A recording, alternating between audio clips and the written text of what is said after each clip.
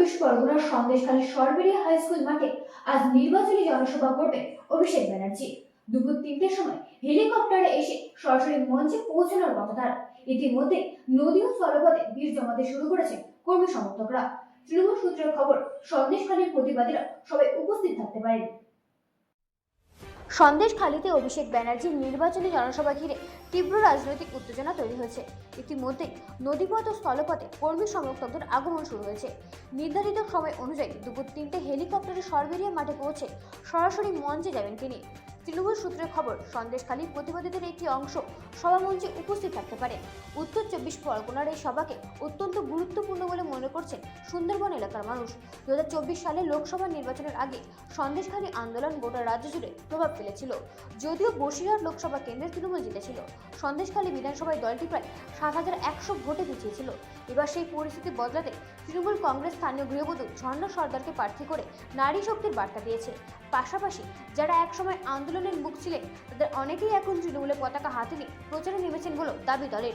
এই প্রেক্ষাপটে অভিষেক বন্দ্যোপাধ্যায়ের আজকের জনসভা অত্যন্ত তাৎপর্যপূর্ণ হবে বলে মনে করা হচ্ছে। 26 তারিখের নির্বাচনের আগে এই সভা রাজনৈতিক দিক নির্দেশনা দিতে পারে বলে মনে করছেন রাজনৈতিক মহল। নিরাপত্তা ব্যবস্থাও জোরদার করা হচ্ছে। সম্প্রতি বীরভূমের লাভপুরে সভামঞ্চে আগুন লাগার ঘটনার পর প্রশাসন সতর্ক। সভাস্থল ও আশেপাশের এলাকায় মেটাল ডিটেক্টর ও স্নিফার ডগদের তল্লাশি চালানো হচ্ছে, যাতে কোনো অপ্রীতিকর ঘটনা না ঘটে।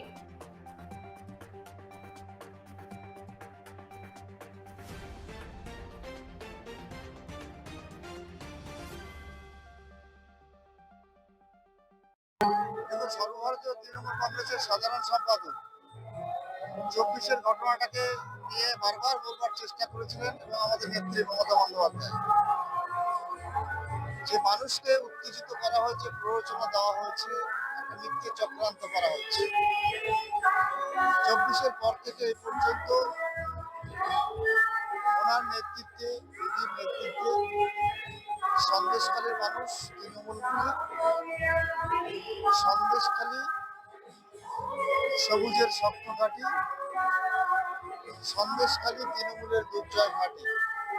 এটা প্রমাণ করবে সন্দেশখালী বিধানসভার সমস্ত স্তরের মানুষ এসে এখানে উপস্থিত হয়ে, এবং তিনি যে বার্তা দেবেন বাংলার সংস্কৃতি, বাংলার ঐক্য, বাংলার সম্মান, বাংলা ভাষার মর্যাদা রক্ষার প্রশ্নে, বাংলা বাঁচানোর প্রশ্নে, বাংলার উন্নয়ন আরো এগিয়ে নিয়ে যাওয়ার প্রশ্নে যে বার্তা দেবে সেই বার্তা মাথায় নিয়ে কর্মী থেকে সমর্থক যারা আছেন, দরদি বন্ধু, তারা সবাই নিচের স্তরে সেই কাজ করবে এবং সন্দেশখালী সিট এইখানকার মানুষের উচ্ছ্বাস, উদ্দীপনা এবং উপস্থিতি প্রমাণ করে দেবে 2026-এ সন্দেশখালী তৃণমূলের, সন্দেশখালীর সর্বভারতীয় সভানেত্রী মমতা বন্দ্যোপাধ্যায় এবং নেতা অভিষেক বন্দ্যোপাধ্যায়ের মনোনীত প্রার্থী ঝর্ণা সর্দার জিতছে।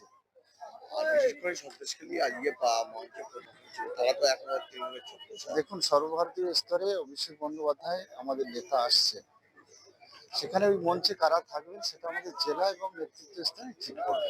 কিন্তু প্রতিবাদীরা এমনি থাকবে, প্রতিবাদীরা এমনি এই মাঠে উপস্থিত হবে, প্রথম সারিতে লাইনে থাকবে, যে ওখানে চেয়ার রাখা আছে সামনে। আমাদের তো সবটা এত বড় মাঠ আমাদের এখানে নেই। তৃণমূলের হয়ে তো প্রচার করছে, ভোট করছে, তো প্রতিবাদীরা দেখলাম কি বলবেন? তারা বুঝেছেন যে বাংলার শান্তি, সম্প্রীতি, ঐক্য, উন্নয়ন যদি করতে পারে সেটা তৃণমূলই পারবে। কারণ বহিরাগতরা এসে এখানে উন্নয়ন করতে পারবে না, এখানকার ভৌগোলিক পরিস্থিতি জানতে পারবে না, বহিরাগতরা এসে এখানকার ভাষার মর্যাদা দিতে পারবে না, বহিরাগতরা এসে বাঙালিদের মর্যাদা দিতে পারবে না। বহিরাগতদের দিয়ে বাংলা চালানো যায় না। ব্যুরো রিপোর্ট, রাজনীতি নিউজ নেটওয়ার্ক।